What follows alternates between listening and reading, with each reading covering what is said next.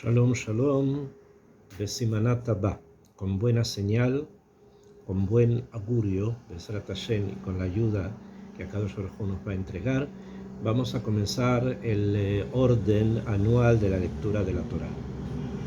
Y el primer libro que se lee es el libro Bereshit, que habla sobre la creación del mundo y el origen de los patriarcas, y la primera parashá que se lee es la parashá Bereshit, que habla precisamente sobre la creación del mundo, la caída y otros puntos que ocurrieron Bekat Mandená en aquellos tiempos. Nuestra parashá comienza con los psukim ya famosos: Bereshit bara Elokim et hashamayim ve'et haaretz, ve'haaretz hayta tohu vavohu, bechoshech al penei tehom, beruach Elohim merahefet al penei hamayim. Traducido en forma muy simple, las palabras dicen en hebreo: en el principio creó Dios los cielos y la tierra estaba desolada y vacía, y obscuridad sobre la superficie del abismo, y un espíritu de Dios sobrevolaba sobre la faz de las aguas. Vamos a tratar de explicar algo, o por lo menos centrarnos en un punto de este relato. El relato es un relato extremadamente grande, extremadamente poderoso y muy potente. Por lo tanto, tiene en sí un caudal enorme de conocimientos y de conceptos que han formado, sin lugar a duda, prácticamente la historia del espíritu humano en Occidente, que en Occidente estamos hablando con el mensaje del judaísmo al mundo entero. Nuestro gran comentarista Rashi, cuando quiere explicar el pasuk número 2 que dice la tierra era tohu vavohu, yo traduje por desolada y vacía, simplemente siguiendo la traducción del Targum de Onkelos. Cuando Rashi quiere explicar la palabra tohu, en el pasuk bet dice así: tohu vavohu, tohu lashon tamea beshimamon. Tohu lashon tamea quiere decir sorpresa, beshimamon quiere decir confusión, o también una sorpresa muy honda, ¿no? Como una estupefacción. Lishtomem, en hebreo actual decimos lishtomem, yo me sorprendo.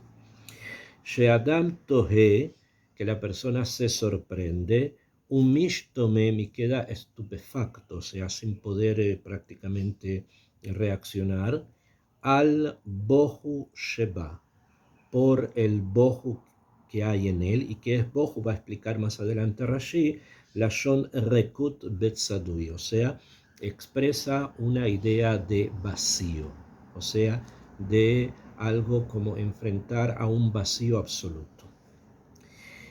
Y agrega además Rashi la palabra tohu, para que la podamos entender. Dice Rashi: estordison velas, o sea, estordison en la antigua lengua. Ahora, esta expresión, la expresión estordison, que dijimos significa ishtomemut, estupefacción, sorpresa, una sorpresa muy honda y muy profunda, no es una palabra que podamos dejar pasar así simplemente y sin tratar de entender qué es lo que realmente el Rab nos quiere decir. Primero, es el primer loazí, o sea, es la primera palabra en la antigua lengua que Rashi trae en su comentario a la Torah. Una introducción bastante pequeña, cualquiera ya puede ampliar sus conocimientos sobre la antigua lengua, buscando precisamente la historia del francés antiguo, cómo se formó, cómo era, cómo se estructuraba y cómo finalmente llega a ser el francés moderno que los franceses hoy día hablan. Cuando me refiero a la antigua lengua, estoy hablando de algo que hoy día los lingüistas llaman anglo-normando, o sea, un dialecto, un idioma, si podemos llamarlo así, prácticamente un idioma, que se hablaba en el sur de Inglaterra y en el norte de Francia. Anglo-normando, en la parte de Normandía, que incluía prácticamente todo el norte de Francia, incluso hasta la frontera con Alemania. En este lugar, en esta parte del mundo, había una ciudad que es la ciudad de Troyes, así se pronuncia hoy, pero probablemente en la época en que Rashi vivía en ella la denominaban Troyes, porque así él lo escribe, que cuando él escribe, escribe Troyes y no escribe Trua. Quedaba en este foco lingüístico, o sea, en este lugar donde se hablaba este idioma. Y nosotros encontramos, siendo esta la primera vez en la Torá, encontramos una palabra que Rashi toma del hebreo y la traduce al vernacular, o sea, al idioma que hablaban en su época. Si nos preguntamos ahora a nivel un poco más, digamos, más lógico, Rashi mismo, él, el rabino, no necesita ni necesitaba una traducción de esta palabra, porque él sabía hebreo y entendía lo que significaba la palabra tohu, y así lo dice, tohe umishtomem, o sea, él entiende que significa sorprenderse. También entendemos que los alumnos de Rashi, que estudiaban con él, muchos de ellos terminaron siendo sus yernos. Rashi no tenía hijos sino hijas. Entonces muy probablemente los alumnos que estudiaban con él eran jajamín tan grandes que al final terminaron siendo parte de su familia. Entonces tampoco es muy lógico pensar que sus alumnos hayan necesitado una traducción de una palabra difícil de entender desde el hebreo. Ellos también conocían hebreo y lo sabían y estudiaban. Si lo han necesitado las personas de su época, esto tal vez puede ser un poco más lógico, que las personas simples que no estaban tan familiarizados con el estudio profundo de la Torá, del Talmud, de los Mishnayot, etc., hayan necesitado explicación de ciertas palabras. Es probable que eso haya sido el motivo, pero también Rashi sabía que su comentario iba a entregarse e iba a publicitarse para Dorot, Dorot, o sea, generaciones, generaciones. No solamente se iba a quedar en su generación, y también se iba a expandir a otros lugares donde el anglo-normando, la antigua lengua, no era la lengua del lugar. Entonces, una traducción en esta lengua no era precisamente algo demasiado útil.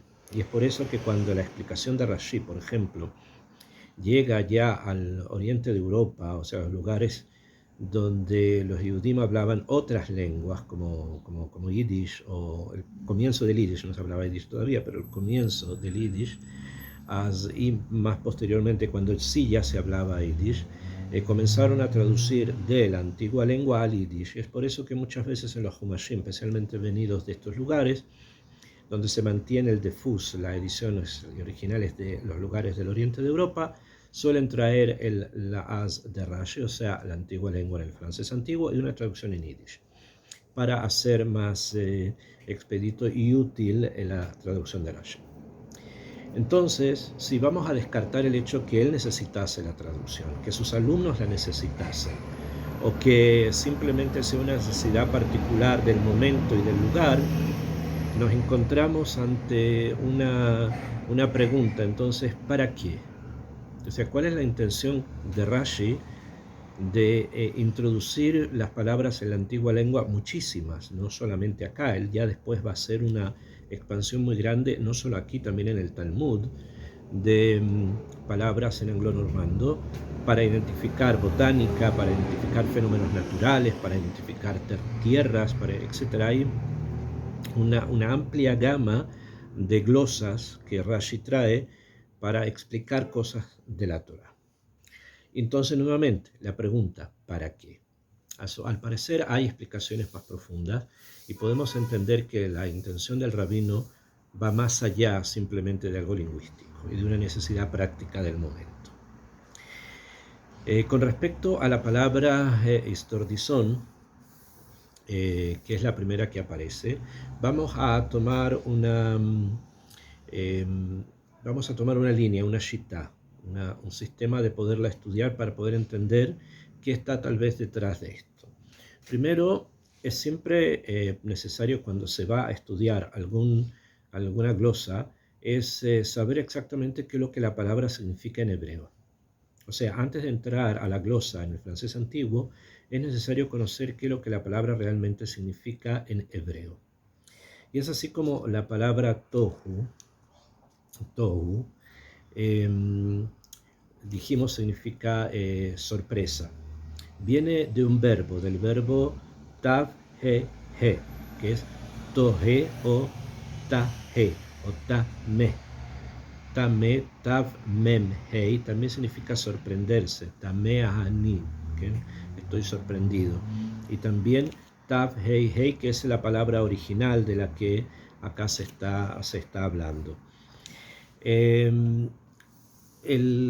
Este verbo aparece en en un dicho, o como en una advertencia, podemos llamarlo de esa manera, que está en la Gemara en Masejet Shabbat, en la página 108a, donde se utiliza la expresión Taha al Kankano.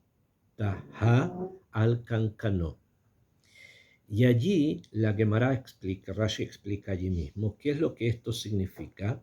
Significa tratar de averiguar, o sea, tratar de entender qué es lo que hay dentro de la botella.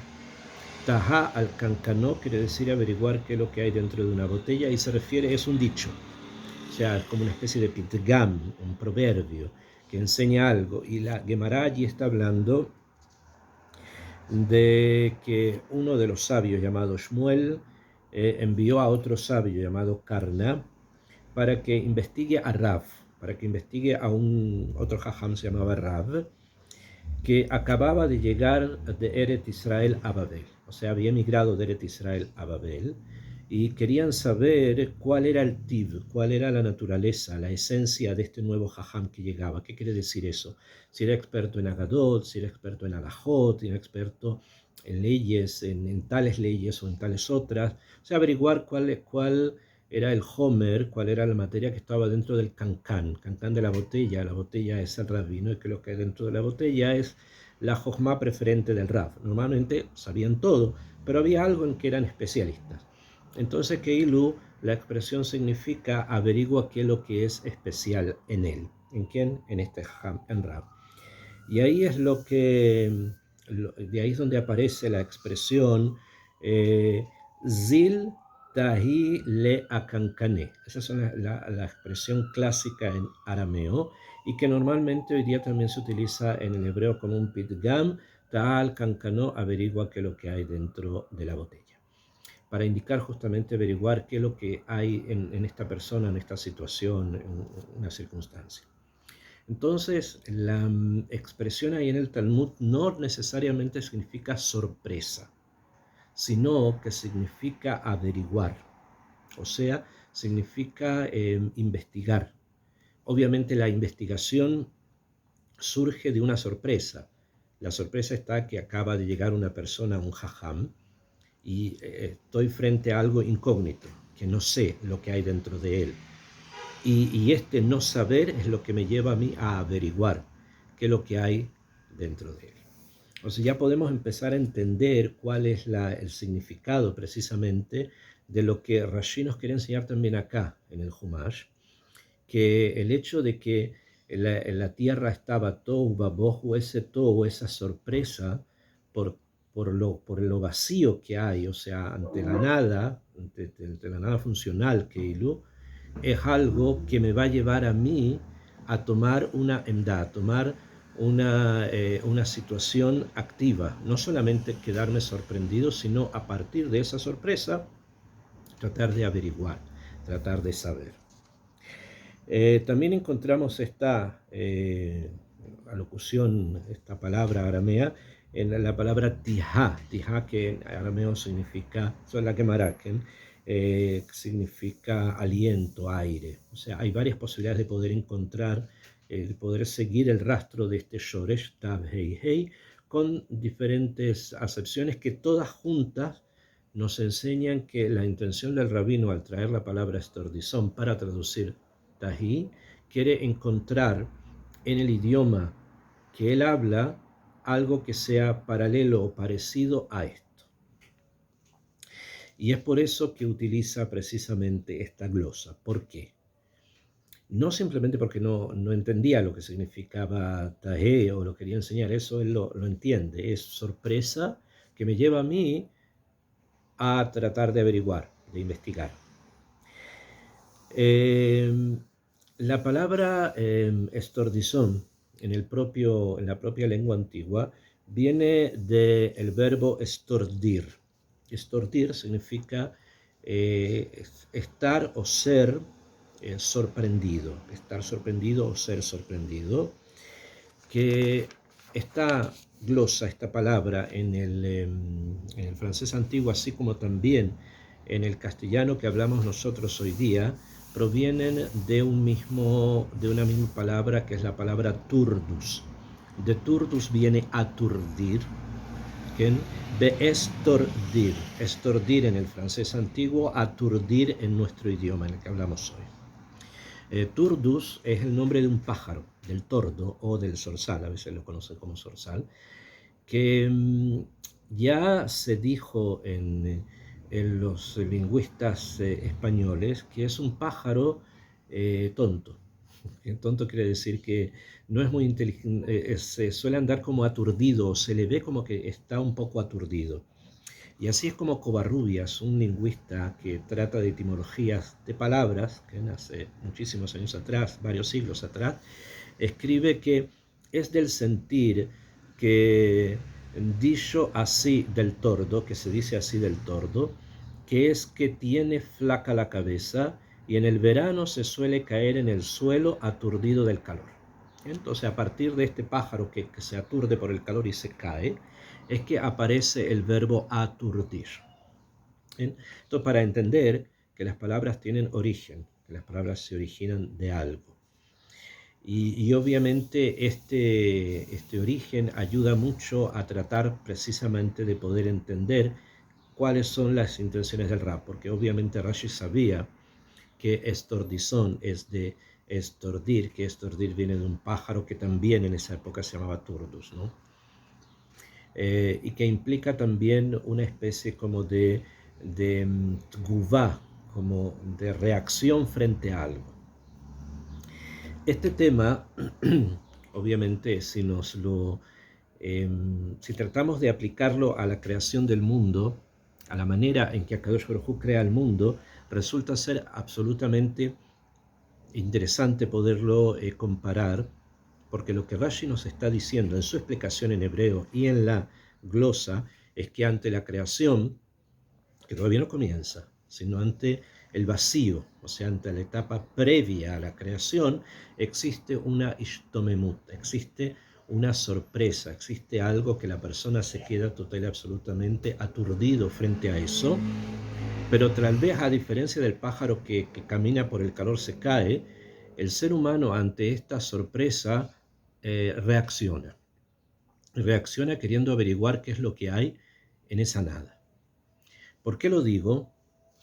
Porque existen existen varios relatos de la creación del mundo que no son precisamente dentro de Am Israel, sino que son también fuera de Am Israel. Como por ejemplo la idea que trae, o el relato que trae Platón, un filósofo griego del siglo V, IV antes de esta era, en su libro que se llama El Timeo. En el Timeo él relata cómo el mundo fue creado, cómo comienza desde el demiurgo, que es como el creador que crea el mundo en el que nosotros estamos. Y hay una sección en el texto donde Platón dice que el demiurgo, el creador, puso una impresión de que de formas por ellos, que están puestas por los seres superiores, de una manera extraña y maravillosa. O sea, en el lenguaje poético que ellos hablaban, Platón está diciendo que de pronto existe un Homer, una materia prima, que esta materia va cambiando de formas. En la medida en que la materia va cambiando de formas, va tomando formas, aparece el mundo creado. Aparece un árbol, aparece una montaña, etc. O sea, es el mundo creado que resulta a partir de la impresión de las formas sobre la materia. Y esta situación de poner forma dentro de la materia y que aparezcan las cosas que nosotros vemos en nuestro mundo, dice allí Platón que esto es zaumastón, esto es sorprendente. También entonces en el filósofo griego hay una sorpresa sobre la forma en que el mundo fue creado. Pero si vamos a hilar un poquitito más fino, nos vamos a dar cuenta que la sorpresa del filósofo está por la forma, valga la redundancia, en que las formas se imprimen, están impresas en la materia. O sea, cuando ya las cosas del mundo, los entes ya están apareciendo, porque ya está la materia. Sobre esa materia viene una forma y aparecen los entes en el mundo. Sobre esa manera en que eso se produce, el filósofo se sorprende.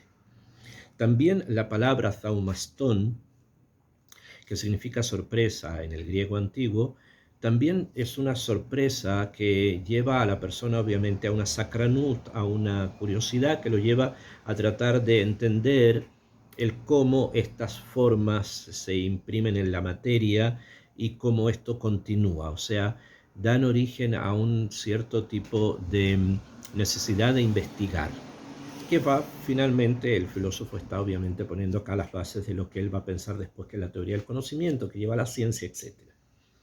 Si nos damos cuenta, tanto el filósofo como la Yahadut hablan de una ishtomemut, de una sorpresa, de un esdordizón, de un aturdirse frente a la creación del mundo. Sin embargo, si nos damos cuenta, cada uno habla de una sorpresa frente a un nivel, a una etapa distinta.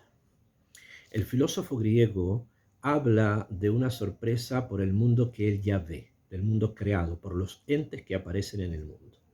Y obviamente de ahí en adelante el filósofo griego se va a centrar, él y los que le van a seguir, en la investigación de los entes, en tanto estos ya existen en la naturaleza. Sin embargo, Rashi nos quiere enseñar a través de la glosa que hay un asombro por una etapa previa, cuando todavía no hay nada, cuando todavía todo es vacío. Y sobre ese vacío, nosotros, Am Israel, nos sorprendemos. Ellos se sorprenden cuando ya ven los entes que están apareciendo en la naturaleza, lo que no quiere decir que nosotros no nos sorprendamos también por eso, pero si nos vamos a dar cuenta, la sorpresa de ellos tiene un límite. El límite es en tanto haya forma y materia. Allí, hasta ahí llega la sorpresa, pero no avanza a una etapa previa. En esa etapa previa está Am Israel. En el momento en que no hay nada, en que está absolutamente todo rek, como va a decir Bohu Reikanut, Reikut, el vacío. Sobre eso nos sorprendemos. Esta situación, como dije, en que vemos que la sorpresa se centra en dos momentos distintos de la creación. Am Israel, que lo trae Rashi en su glosa, se sorprende ante el vacío. En cambio, el filósofo griego se sorprende cuando ya las formas comienzan a estructurarse y a imprimirse en la materia. Obviamente, ambos se sorprenden sobre la creación, pero sobre etapas distintas. Y esto va a fijar precisamente el Ebdel en cuando leemos Bereshit o cuando leemos cualquier obra científica. Que las obras científicas comienzan su investigación sobre la materia dada. En cambio, la Torá comienza con Bereshit, comienza con una sorpresa sobre el vacío, sobre lo que todavía no se imprime, sobre cuando la forma todavía no está impresa en la materia. De uno va a surgir la ciencia, ¿no? Del filósofo va a surgir la ciencia, que llega precisamente hasta, como dije, la materia dada. En cambio, del pensamiento del estordizón, de la glosa, como Rashi la quiere enseñar, va a surgir otra cosa, porque también nosotros pensamos, y también nosotros queremos averiguar y saber. No nos olvidemos que tojo significa revisar lo que hay dentro de la botella, ¿no? Entonces, halkankanó, o sea, revisar lo que está dentro de la botella. De aquí entonces surge otra pregunta. Esta necesidad de investigar el vacío dio lugar a algo dentro de la Yahadut. Sí, porque ese vacío no es simple. Eso es lo que está contenido, la explicación a eso es lo que está contenido en el Sefer Etz Haim de Rabbeinu Haim Vital. O sea que nuestra sorpresa frente a la creación del mundo va a dar origen a un conocimiento también muy, muy poderoso, muy potente sobre estas etapas primeras antes de la creación, que son la base de la Pnimiut de la Torah, o sea, de la Kabbalah. así como en ellos surge la ciencia, entre nosotros la creación va a dar origen a las profundidades de la Torá. Esto es uno de los puntos que podemos develar, que podemos ampliar un poco de lo que dijo el sabio. Rashi acá no simplemente está traduciendo una palabra difícil de entender en hebreo por una en su idioma. Esa palabra en su idioma refleja algo que al parecer se conecta con muchas cosas. Si es que Rashi mismo conocía a el Timeo de Platón, no sabemos. El Timeo de Platón no es un libro que en ese momento en el mundo haya sido fácilmente conocido, pero había muchos manuales que de alguna manera se utilizaban y se estudiaban con las ideas contenidas en los libros de los filósofos griegos. Si esto llegó a oídos del rabino de Troyes, no sé, pero por lo menos hay un kibún de pensamiento para entender que hay una división en la concepción del Bereshit, en la concepción precisamente de la creación. Nosotros nos sorprendemos ante la primera etapa y ellos se sorprenden sobre una etapa posterior.